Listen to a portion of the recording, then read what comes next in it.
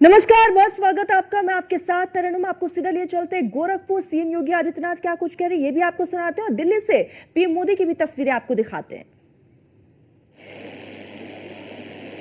गोरखपुर की इस मर्यादा पुरुषोत्तम भगवान श्री राम के अभिषेक कार्यक्रम के अवसर पर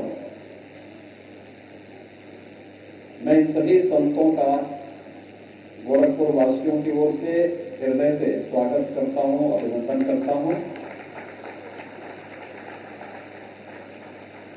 समारोह में उपस्थित इस रामलीला कमेटी के अध्यक्ष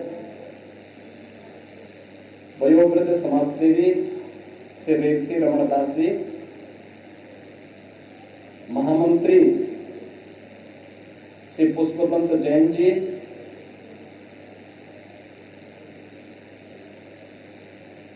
कमेटी के उप मंत्री श्री राजीव रंजन अग्रवाल जी, श्री दीपक अग्रवाल जी,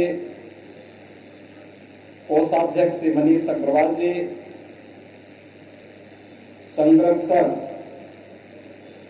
उत्तर प्रदेश के वरिष्ठ उद्योगपति और समाजसेवी श्री चंद्र प्रकाश अग्रवाल जी, शोभित मोहन दास जी, गोरखपुर के महापौर डॉक्टर मंगलेश श्रीवास्तव जी, विधान परिषद सदस्य डॉक्टर धर्मेंद्र सिंह जी, हमारे विधायकगण श्री विपिन सिंह जी, महेंद्र पाल सिंह जी, रामलीला कमेटी के सभी पदाधिकारीगण, आज के इस पावन कार्यक्रम में उपस्थित सभी उपस्थित। जब त्रेता युग में अन्याय, अधर्म और असत्य के प्रतीक रावण का वध मर्यादा पुरुषोत्तम भगवान श्री राम ने किया होगा, यही समय रहा होगा। क्योंकि कई दिनों से युद्ध चल रहा था और युद्ध का परिणाम तो सायकाल ही आता है और उसी सायकाल आज आप यहाँ पर राज्याभिषेक के साथ भगवान श्री राम की रामलीला मंचन के कार्यक्रम में गोरखपुर के ऐतिहासिक रामलीला मैदान के साथ जुड़े हुए।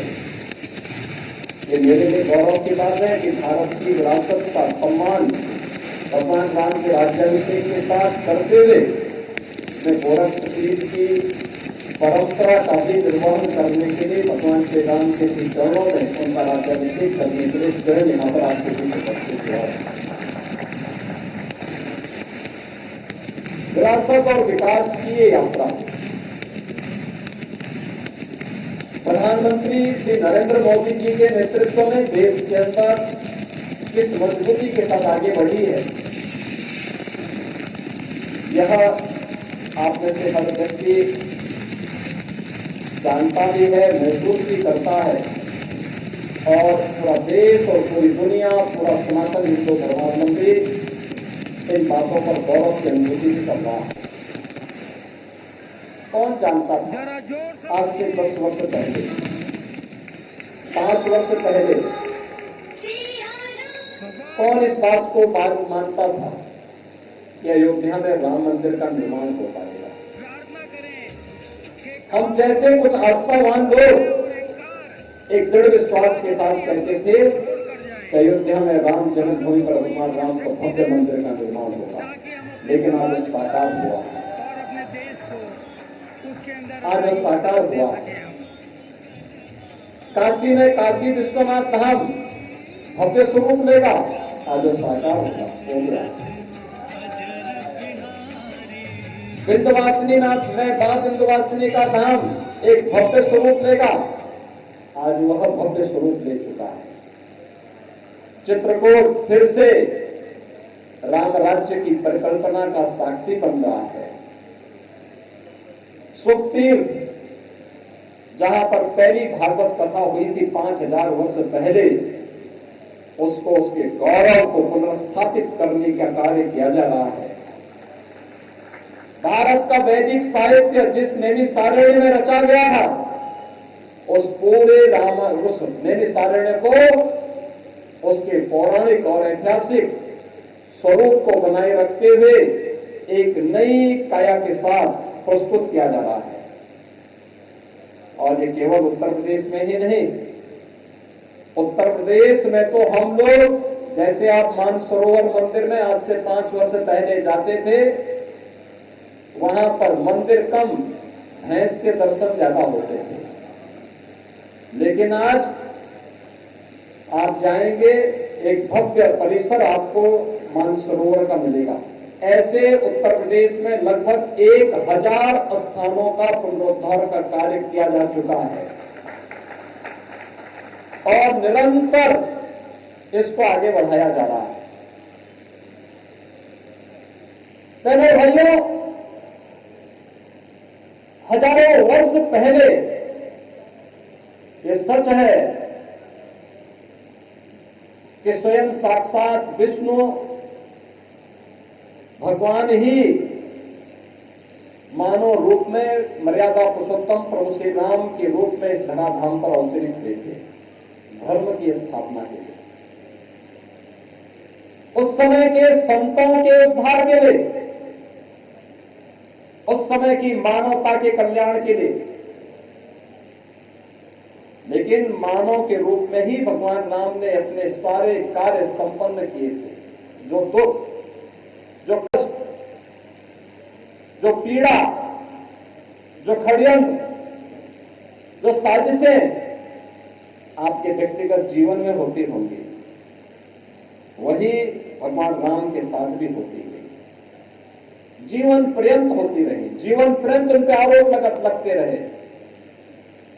बिना किसी आरोप का जवाब दे हुए अपने कार्य के साथ जुटे रहे। धर्म के पथ से विचलित नहीं होना, सत्य के मार्ग से विचलित नहीं होना, न्याय के मार्ग से विचलित नहीं होना।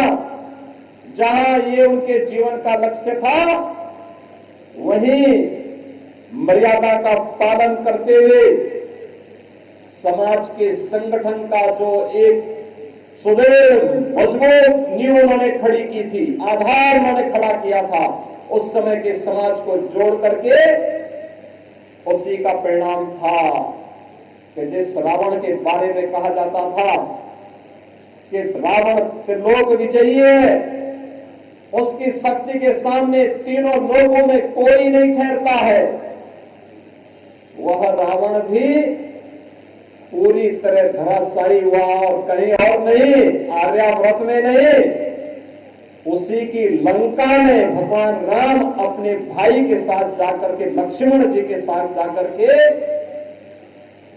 उसी लंका में रावण को नष्ट करके पूरी तरह समाप्त कर दिया गया। राक्षस राज समाप्त हो गया।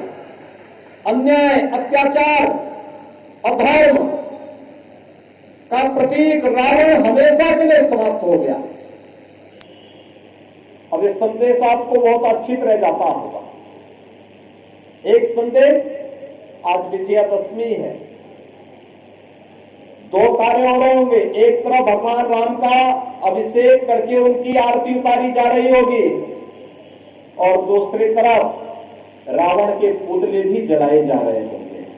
अगर मानवता के खिलाफ कार्य करेगा कोई, मानवता के खिलाफ कोई कार्य करेगा, गरीबों को, निरीह लोगों को, महिलाओं पर अत्याचार करेगा, अधर्म के मार्ग पर चलेगा, असत्य के मार्ग पर चलेगा, तो उसका भी पुतला ऐसे ही जलाया जाएगा जैसे रावण के पुतले जलाए जाते हैं। वो कोई भी हो, वो व्यक्ति, जाति, मत, मजहब, क्षेत्र, भाषा, किसी कोई भी हो, उस सब के साथ यही व्यवहार होगा। ये समाज उसके साथ यही व्यवहार करेगा। और जो भी धर्म, सत्य और न्याय के मार्ग पर चलेगा, मानवता के कल्याण का मार्ग प्रशस्त करेगा, विरासत और विकास की यात्रा में सहभागी बनेगा, वह राम के रूप में, माता जानकी के रूप में, वीरवर लक्ष्मण के रूप में, भक्तवत्सल हनुमान जी के रूप में उसकी पूजा ऐसे ही होती रहेगी जैसे आज हम मर्यादा पुरुषोत्तम भगवान श्री राम का, माता जानकी का, लक्ष्मण जी का, हनुमान जी की आरती उतार करके उनका स्वागत कर रहे हैं, उनका अभिनंदन कर रहे हैं, उनका अभिषेक कर रहे हैं और उनकी आरती उतार रहे हैं। जो भी मानवता के कल्याण का मार्ग प्रशस्त करेगा, उनकी रक्षा का मार्ग प्रशस्त करेगा, अपनी विरासत के संरक्षण का कार्य करेगा, उसका इसी प्रकार से अभिनंदन होगा। अब यह हम मानव जाति का एक दायित्व बनता है। हम मानव बनना चाहते हैं या दानव बनना चाहते हैं? मानव बनना चाहते हैं तो भगवान राम के पथ का अनुसरण करिए, छुआछूत और अस्पृश्यता से दूरी बनाइए, समाज को एकजुट करिए, संगठित रहेंगे तो सुरक्षित भी रहेंगे, देश को भी सुरक्षा प्रदान कर पाएंगे, स्वयं को भी सुरक्षा प्रदान कर पाएंगे। लेकिन इसके लिए हमें उन कुरीतियों को दूर करना पड़ेगा, उन पाखंडों से मुक्ति पानी पड़ेगी जिन कारणों से देश गुलाम हुआ था, जिन कारणों से देश और हमारे पवित्र धर्मस्थल खंडित हुए थे, अपमानित हुए थे, जिन कारणों से बहन और बेटियों की इज्जत के साथ खिलवाड़ हुआ था,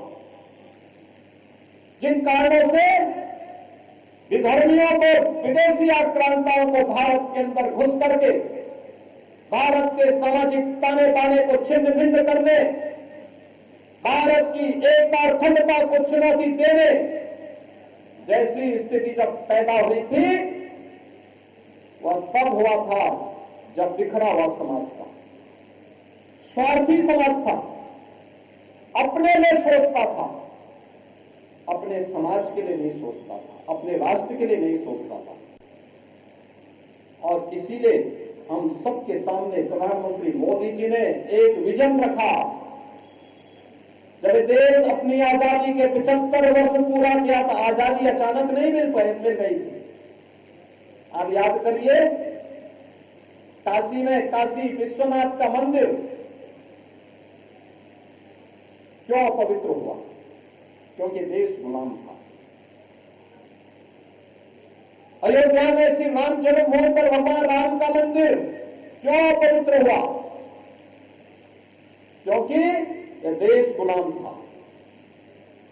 मथुरा में श्री कृष्ण जन्मभूमि पर भगवान श्री कृष्ण के मंदिर को अपवित्र करने का दुस्साहस स्वतंत्र भारत में नहीं, स्वतंत्र भारत में करने का दुस्साहस विदेशी आक्रांताओं ने किया था।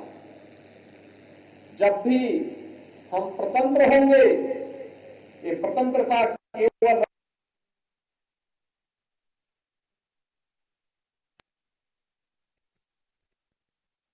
नाथ को आप सुन रहे हैं और किस तरह से बुराई पर अच्छाई की जीत हुई है उसका जिक्र सीएम योगी आदित्यनाथ ने किया।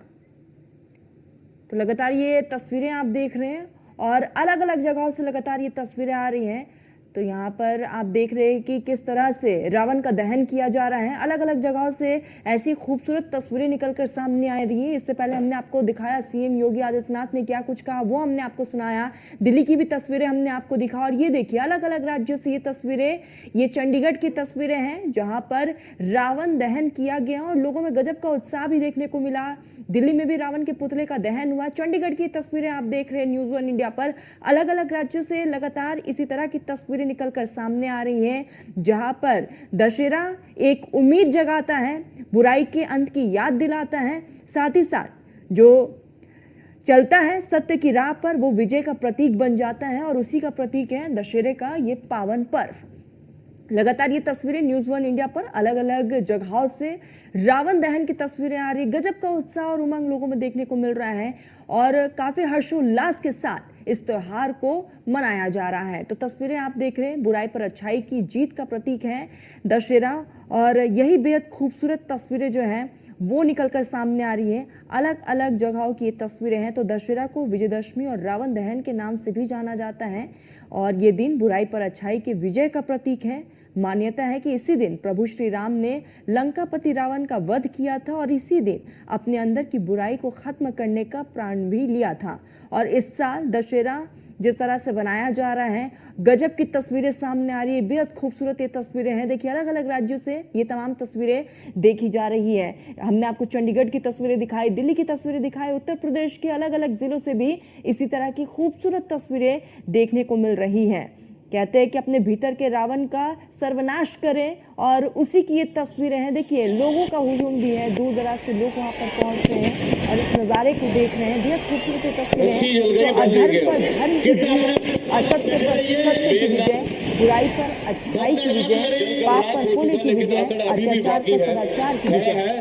ये अभी क्षण भगवान राम जब वन में जा रहे थे, पहली मित्रता का हाथ बढ़ाया था निषाद राज ने, और भगवान राम के जन्मभूमि अयोध्या में श्रद्धालुओं के लिए जो वहां पर यात्री विश्रामालय बनाए गए हैं, उनका नाम भी निषाद राज के नाम पर ही रखा गया। निषाद राज यात्री विश्रामालय, यात्री निषाद राज रेल बसेरा।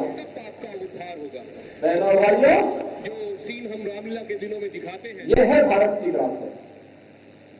कहां छोड़ तू, यहां माता सबरी का भी सम्मान है, त्रिकालदर्शी ऋषि महर्षि वाल्मीकि का भी सम्मान है, निषाद राज का भी सम्मान है। श्रृंगेरपुर में भगवान राम और निषाद राज का गले मिलते हुए भव्य प्रतिमा का निर्माण का कार्य आज उत्तर प्रदेश सरकार वहां पर करवा चुकी है, और 2025 में प्रयागराज का भव्य और दिव्य कुंभ का आयोजन भी होने जा रहा है। यह विरासत के प्रति हम सबकी निष्ठा का प्रदर्शन है। एक पर्व और त्योहार हमें केवल आयोजन के साथ नहीं जोड़ते हैं, उससे प्रेरणा प्राप्त करने के लिए भी प्रेरित करते हैं। एक नए आदर्श के रूप में उन मर्यादाओं को अपने जीवन का हिस्सा बनाएं, उन मर्यादाओं को अपने जीवन का हिस्सा बना करके उसको अक्सर से पालन करें। यह प्रेरणा हमें प्राप्त हो रही है, और जहां कहीं भी ये समाज कभी भी विपन्न नहीं रहा, हिंदू समाज, भारत का सनातन समाज कभी भी विपन्न नहीं रहा। यह फल बुद्धि और वेदों में सदैव दुनिया के अंदर अग्रणी रहा, लेकिन साजिश के तहत विभाजनकारी ताकतें इसी समाज के अंदर रह करके जो इसे समाज को जाति के नाम पर, क्षेत्र और भाषा के नाम पर, मत और संप्रदाय के आधार पर बांटने का जो पाप उन लोगों ने मध्यकाल में किया था, उसी के विषाणु आज भी यत्र तत्र हम सबके सामने बिखरे पड़े हैं। ये लोग अपने स्वार्थ के लिए फिर से समाज को बांटने का पाप कर रहे हैं। हमें कतई न होने दें, अन्यथा जो गौरव की अनुभूति आज आप कर पा रहे हैं कि 5 सदी के बाद अयोध्या में रामलला फिर से विराजमान हो गए। कई पीढ़ियां चली गई, पीढ़ियां इस बात के लिए तरसती थी कि एक बार अपने प्रभु को अयोध्या में विराजमान होते हुए अपनी आंखों से देख सकूं, लेकिन वो सौभाग्यशाली पीढ़ी आप सबकी है, हम सबकी है कि अपनी आंखों के साथ हमने अयोध्या में रामलला को 500 वर्षों के बाद विराजमान होते हुए देखा है। और इसलिए बहनों और भाइयों, आज जब मैं यहां पर आपके बीच में आया हूं, आज जब हम लोग आपके बीच में आए हैं, मुझे अपने पूज्य गुरुदेव ब्रह्मलीन महंत अद्वैतनाथ जी महाराज, वे अक्सर जब राम जन्मभूमि मुक्ति आंदोलन के अध्यक्ष के रूप में इस आंदोलन के साथ जुड़े थे, मैं अक्सर देखता था इन सभी पूज्य संतों के मन में अंतिम क्षण जब उन्हें हम लोगों ने हॉस्पिटल में भर्ती किया और उनको देखने के लिए विश्व हिंदू परिषद के अंतर्राष्ट्रीय अध्यक्ष सदैव अशोक सिंघल जी जब देखने के लिए आए थे, तो अंतिम बात उनकी यही थी। अशोक सिंघल जी से एक ही बात उन्होंने कही थी कि अशोक जी, अयोध्या में राम मंदिर का निर्माण कब हो पाएगा? एक बार हम अपनी आंखों से देख पाते भगवान राम के मंदिर को, तो हमारा जन्म धन्य हो गया होता, धन्य हो जाता।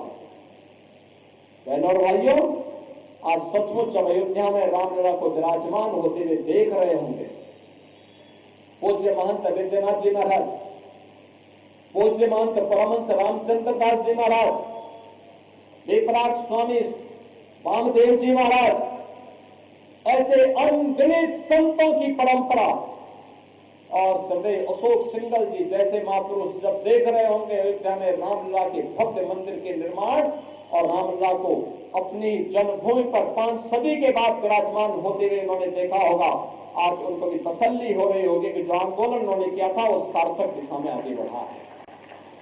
इसकी सार्थकता हम में है, वर्तमान पीढ़ी में है। हमारी दिशा क्या है? हम विभाजित तो नहीं है, अपने व्यक्तिगत स्वार्थों के लिए बढ़ तो नहीं रहे हैं।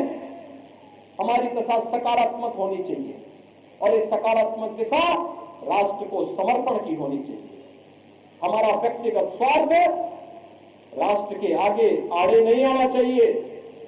हमारा व्यक्तिगत स्वार्थ कभी भी, चाहे वह व्यक्ति हो, जाति हो, मत हो, संप्रदाय हो, मजहब हो, कोई क्षेत्र हो या कोई भाषा, वह राष्ट्र से बढ़ करके नहीं हो सकता है।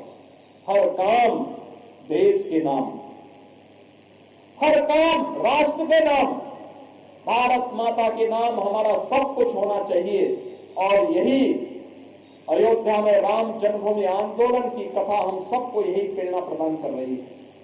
आज विजयादशमी का एक पर्व हम सबको यही प्रेरणा प्रदान कर रहा है। आज जो वर्तमान का भारत है, ये वही भारत है जो मर्यादा पुरुषोत्तम भगवान श्री राम ने हजारों वर्ष पहले जिसकी सीमाएं तय कर दी थी, ये वही भारत है।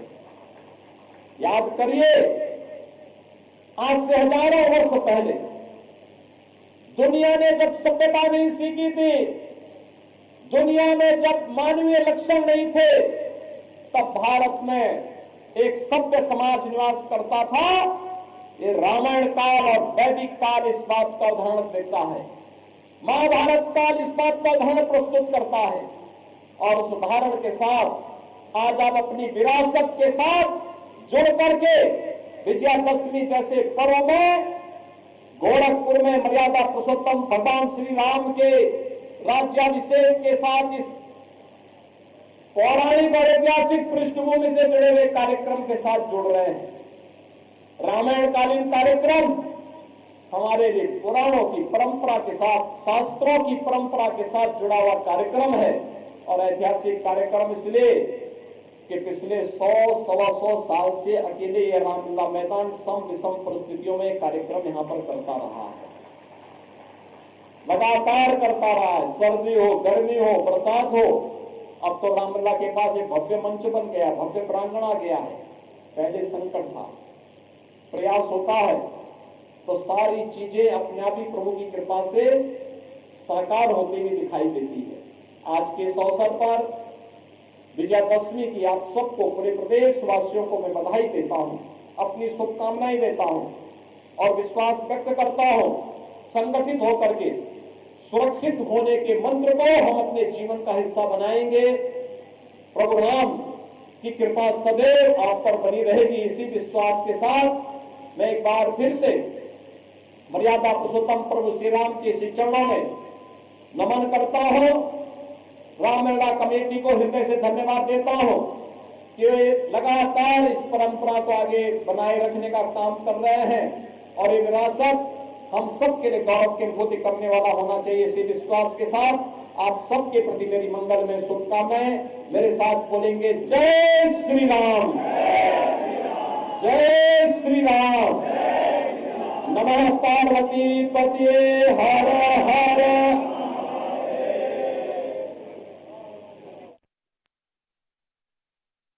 आदित्यनाथ को आपने सुना, जहां सीएम योगी आदित्यनाथ ने कई चीजों का जिक्र किया, कहा कि ये आजादी हमें इतने आसानी से नहीं मिली।